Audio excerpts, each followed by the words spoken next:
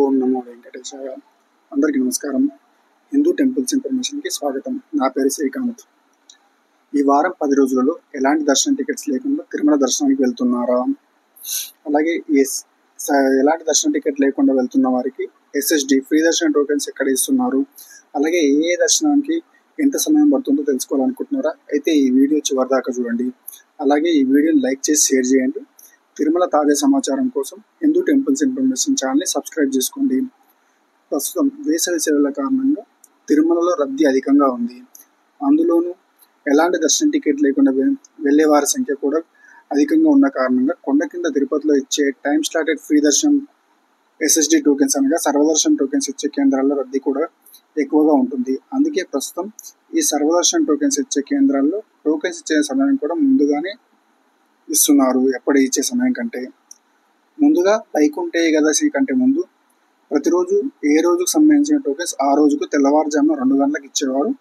వైకుంఠ ఏకాదశి తర్వాత నుండి మరుసటి రోజుకు సంబంధించిన SSD టోకెన్స్ ముందు రోజు రాత్రి 9 గంటలకు ఇచ్చేవారు. కానీ ప్రస్తుతం వేసవి సెలవులు ఉండడంతో రద్దీ మరీ ఎక్కువగా ఉండడంతో సాయంత్రం 6 గంటల నుండి టోకెన్స్ ఇవ్వడం ప్రారంభించింది టీటీడీ. ఇంకా ఈ 15 రోజుల పాటు సెలవులు ఉండడంతో రద్దీ రోజు రోజుకి మరింత పెరుగుతూ ఉండడం వలన ప్రస్తుతం సాయంత్రం 5 గంటల నుండే SSD టోకెన్స్ భక్తులకు ఇస్తున్నారు. దీనికోసం మధ్యాహ్నం 3 గంటల నుండే ఈ క్యూ లైన్స్తో 3 కేంద్రాల్లో భక్తులతో నిండిపోతున్నాయి.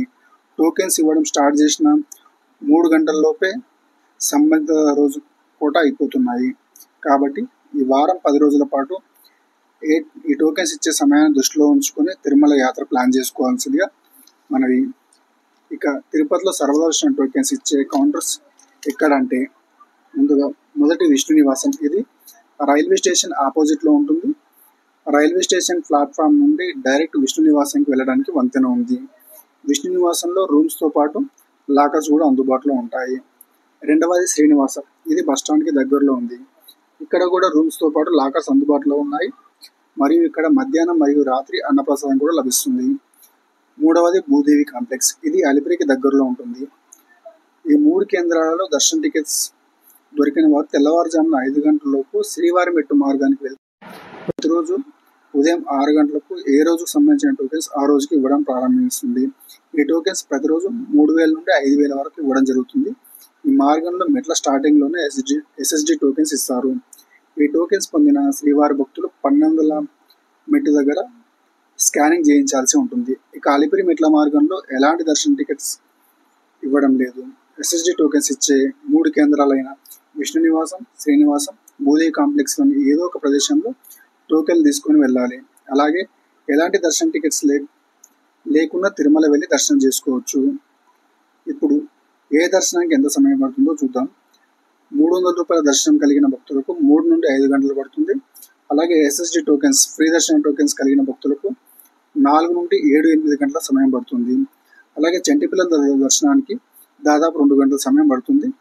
అలాగే ఎలాంటి దర్శన టికెట్ లేకుండా వెళ్ళిన వారికి ప్రస్తుతం 16 నుండి 20 గంటల పైనే సమయం పడుతుంది.